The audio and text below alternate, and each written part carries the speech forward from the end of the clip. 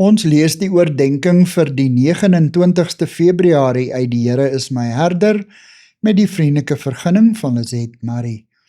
Die opskrif by vandag se oordenking is elke dag nuut, en ons teksvers kom uit Klaagliedere 3 vers 22 en 23.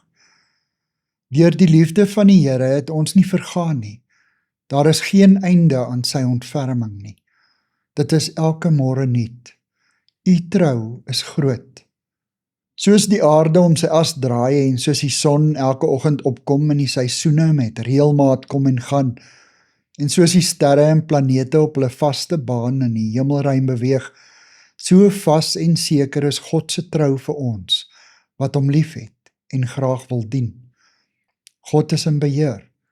Sy liefde en goedheid is elke dag nuut. Ek moet dit glo en vir myself toeëien in ons wêreld vol onsekerhede.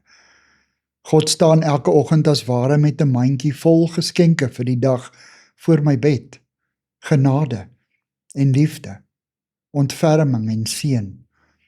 Hy wag dat ek my arms uitsteek en dit vat en erken, als wat ek vandag nodig het, is in hierdie mandjie wat U na my toe uithou. Alle oë wag op U, o Here, en U skenk aan hulle spys op die regte tyd. U voed uit U milde hand en vervul alles wat op aarde leef met U ryke seën.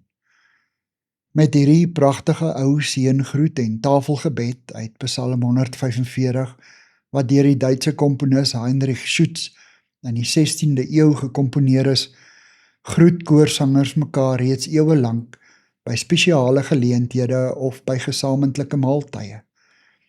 Terwyl die woorde opklink, begin onstuimige harte bedaar en kom die troostende wete.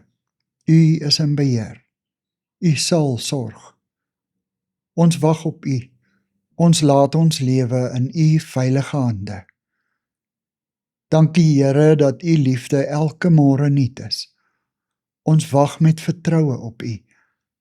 Amen. Dankie vir die saamkuier. Ek deel Lizet se kontakbesonderhede in die inligtingsparagraaf van die kanaal. Daar is ook skakels na voorlesings van Lizet se ander publikasies wat hier beskikbaar is.